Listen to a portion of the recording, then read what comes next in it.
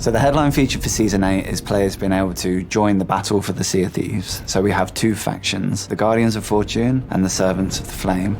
Players can pledge their allegiance to one of these two factions and then do ship combat on demand against the rival faction.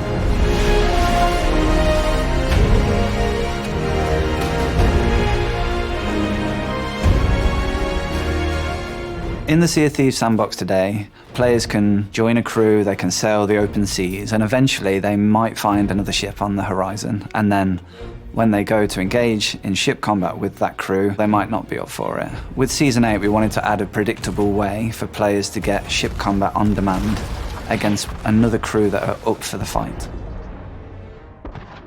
We know how exciting ship versus ship combat is in our game. We understand that it's kind of a unique part of our game that players don't get to experience elsewhere. It felt like a perfect opportunity for Season 8 to bring that to players on demand and create those magical moments for players whenever they choose to have that experience. We have two factions that players can pledge their allegiance to. The first is the Guardians of Fortune, and the second faction we have is the Servants of the Flame. The Guardians of Fortune aligned with the Pirate Lord and include Belle and Merrick and all the characters that are seen as the positive side of the pirate's life. The counter-faction to that is the Servants of the Flame, who is headed up, of course, by Captain Flameheart. So when Season 8 launches, players will be able to board their ship, and in the captain's cabin of their ship, there'll be this new object. It's called the Hourglass of Fate.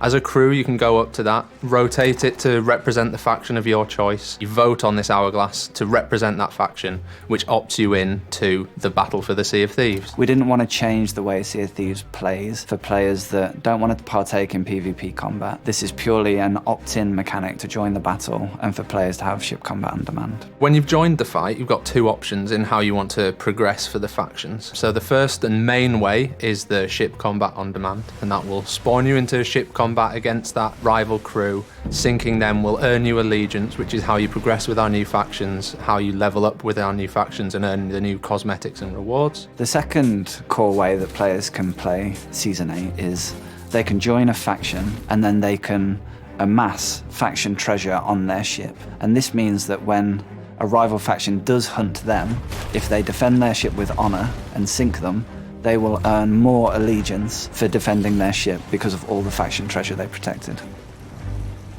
Hunting another crew is one of the most spectacular moments that we've ever added to Sea of Thieves.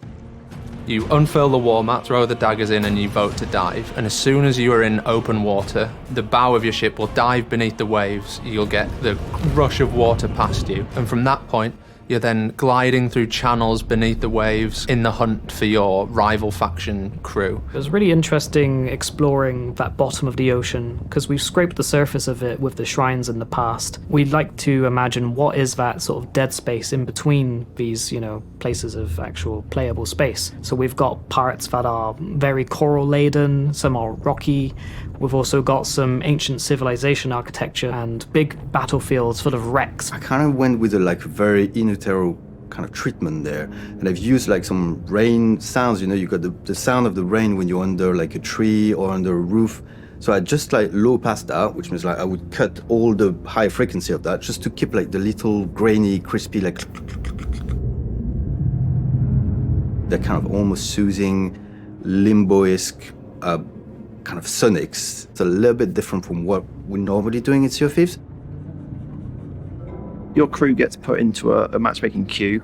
There's separate queues for factions and different ship sizes. And then sloops are divided into two as well, so you get two-player sloops versus single-player sloops. It's a bit of an unfair match. Every crew is assigned a skill rating, and we then look for the closest matches in terms of skill. After every match, we record whether it was a win or a loss, and the relative skill difference between the two different crews, and that will determine a new skill rating. A straight kill-to-death ratio doesn't actually mean you're winning fights, right? A player that's really good on cannons at sinking other ships or really good on the wheel or something isn't going to get those player kills. So at the moment, it's purely done on wins and losses in those battles.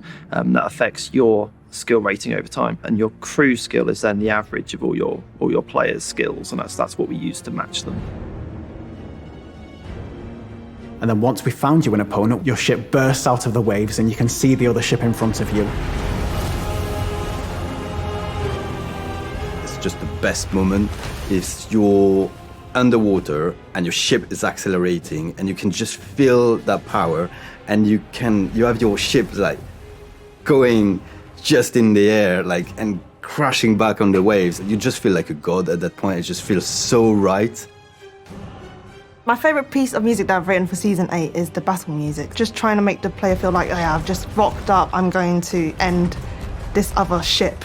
Or like the ship itself, if you're just sailing along the sea, doing your own thing, and then suddenly someone rocks up next to you and you're like, oh crap. It's kill or be killed. If players do try to flee the combat area, the hourglass of fate starts to become unstable and it starts to kind of crack and split. Essentially everything's tied to the hourglass, and you can tell something's going horribly wrong, like if you keep going into that direction. You got a sound for when you're reaching the inner bound that tells you like, you shouldn't go further. And eventually, if you go too far, the hourglass of fate will blow up and your ship will automatically sink. And it'll award the other crew a win and you a loss. That was a really important point for us. We want to have a clear winner and a clear loser of combat, and then to separate the two crews after the combat is drawn to a conclusion. The losing crew will actually move to a new server and get migrated away from the winning team. Every time you sink a ship in Season 8, you will get a bump of allegiance towards your faction. That's immediately granted. But we also wanted to kind of add this risk-reward loop into continuing to push for higher streaks and continue to push for further reward. So as you sink ships, value will be added to the hourglass of fate that is aboard your ship, and you'll be able to go over to the hourglass and look at the card above it. You'll be able to see exactly what you're on, and that will be earned for the number of ships you sunk, and also you will get more the higher the streak you are on. But the crucial thing about the hourglass of fate and the value that's stored inside it is you don't actually earn that until you sail back to an outpost to leave the fight. And so we really encourage us players to run the gauntlet, sink as many back-to-back ships as they can, because the more back-to-back ships they sink, the greater the rewards will be. Once a ship or a crew has got enough kills in a row and they get to a 4 streak for their faction, they become a champion for their faction, and that then allows a new option to appear on the war map. This new option allows them to face off against bigger ships than their own. For other players on the server who are members of the rival faction, your location essentially gets broadcast, so if they sink you, or if you as a player sink another rival faction ship that's also a champion, you'll get extra rewards, you'll get extra allegiance, there'll be extra gold in the form of Sands of Fate when you leave the faction, extra reputation rewards as well for those players that are playing emissary play as well. We've got these brand new figurehead effects on the ship, and as the player's streak increases, these effects essentially wrap the ship, and once you reach faction champion, that's when they're at their brightest. So everyone who's looking over the horizon with a spyglass will be able to see you. You know, you're on a very high streak, and you're not to be trifled with. When a player joins a faction and they join the battle for the Sea of Thieves, they don't have to go and hunt other rival faction crews. They can go and enjoy Sea of Thieves as they always have done, doing world events, doing quests, and amassing faction treasure aboard their ship. As a result of them being in the fight, other rival factions can actually invade them at any point, and they can defend their ship with honor. So the more faction treasure a crew amasses, the more allegiance they will earn for successfully defending their ship. Earning allegiance will grow your level within those factions. Players can choose to level up purely in the Guardians of Fortune or purely in the Servants of Flame, or you can do a bit of both and get rewards from either faction. We're not locking you into one particular way of play. Once players have reached level 100 for the Guardians of Fortune and they're a Pirate Legend, they can get secret access to this extended area of the Pirate Legend hideout. And for players that have reached level 100 for the Servants of the Flame and are also Reaper level 75, they can go to the Reaper's hideout and get access to the Reaper's lair deep below the Reaper's hideout. When you reach level 100 in the Guardians of Fortune, you go down to the Pirate Legend hideout, as many players have done before, and speak to the Pirate Lord, and he will open a new door out of the back of the Athena's Fortune shipwreck that will show you into a new area of the Pirate Legends hideout. There you'll be amongst other legendary pirates, drinking and taking part in tavern games. You'll meet new and returning NPCs. So one of the new ones is Samuel. He's a bard. His role with this faction is as their chronicler. And we're doing some really cool stuff with these chroniclers across both factions, in that they will constantly update players on the progress in the fight for the Sea of Thieves. We're tracking the win percentages across both factions, and we'll be representing that to players through the chroniclers in each of the hideouts. And then you can make your way to the back of the Pirate Legend hideout, where Bell and Merrick and even the Pirate Lord himself are waiting to grant you the blessing of Athena's fortune. Taking part in the blessing of Athena's fortune, we'll see you kind of shake hands, be face to face with the Pirate Lord before receiving the blessed ghostly form. So kind of creep up your arms and you'll unlock the ghost curse. And this will allow players to represent themselves as a true legend of Athena's fortune. So the Blessing of Athena's Fortune is something that Robin wrote, and it just makes you feel like this sense of camaraderie where you're singing all together with all of the pirates. The Pirate Lord, you hear Belle singing. Belle has a lovely voice, turns out. And so does Merrick, so does the Pirate Lord. So yeah, you just have a great time.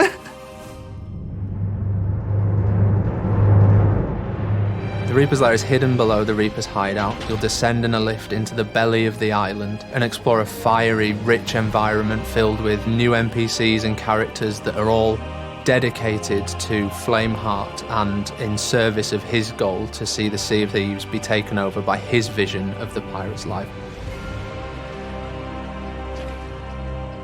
Even before you see the first glimpse of this area, it's about the journey down into it, and you have this sort of story going on around you. And then as soon as you breach down into that area, this world just sort of opens up into this cavern with lava. It's such an epic feeling that we wanted to lead with. The sense of power and the sense of hidden power as well. Players have no idea what's been lurking off down here, and it's almost like you get a sense of they're an army that's preparing for something. We wanted to have a kind of tavern area, but we didn't want it to be just mirroring stuff that's above ground. Like, what would a Reaper's tavern look like? I thought the idea of a grand hall and this kind of cultish secret club would be quite cool to see. And they're all sitting around toasting to Flameheart. It's really lending itself to that role play that we wanted to push in this environment as well. We found it really important to make it so players don't get lost, to ease any frustrations. They are presented with a sightline of every location that's of importance. So from that entrance, they can see the Bonesmith, they can see the Chronicler, the Tavern. It's all very obvious and clear, and with joins between them, rather than just straight routes.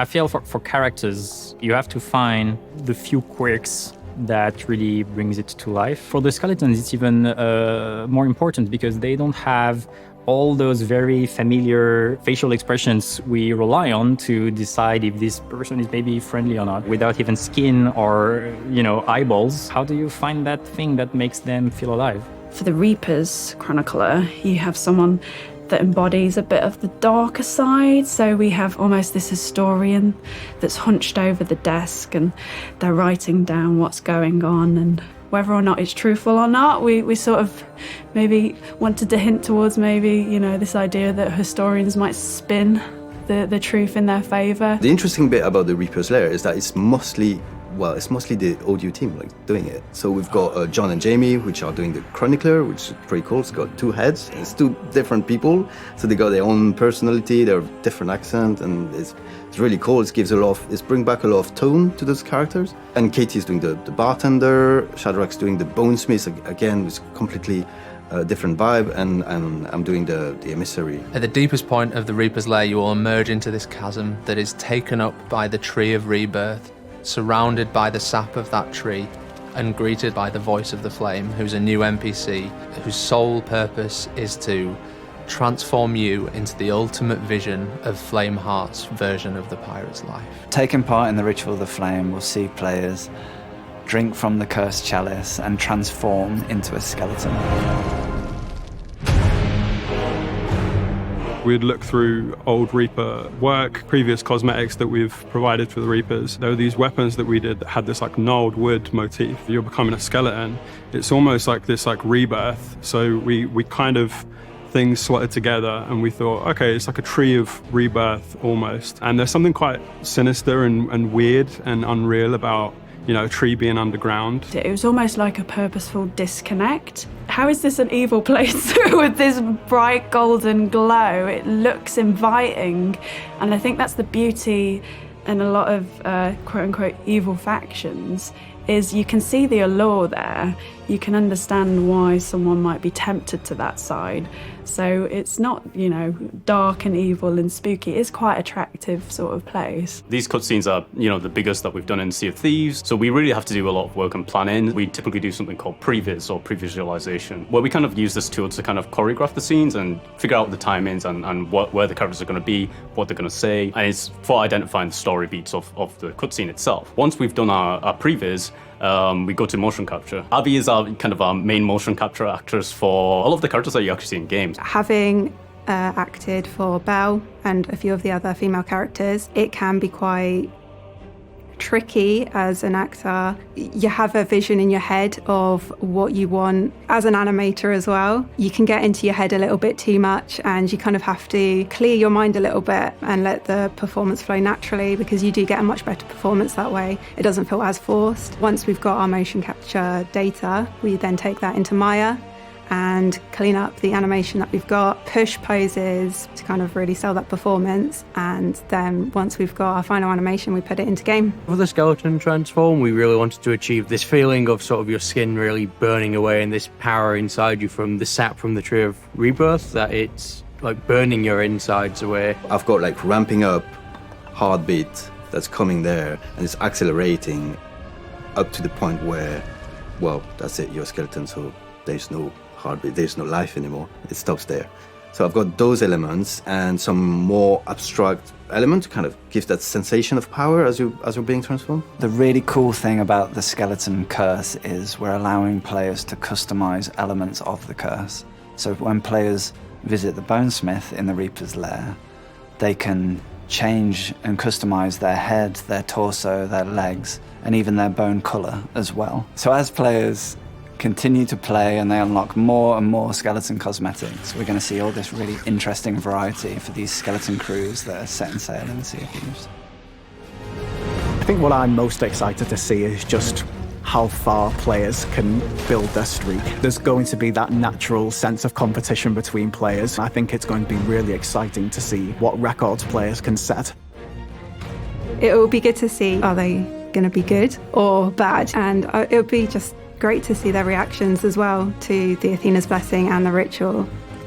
Two ships fighting against each other with two crews who have very little idea what's going on is one of the most exciting experiences, and I can't wait for players to get more of that. I'm also really excited for how this will improve the lives of players who perhaps don't want to engage in PvP combat, because it pulls all of the players who want to PvP into a pool by themselves. It's such a cool addition to the Sea of Thieves sandbox, and I think it will change the way that I approach my sessions in Sea of Thieves, whether I'm doing kind of world events or doing other activities. I've now got this option to get into like a high-octane combat scenario within the crew.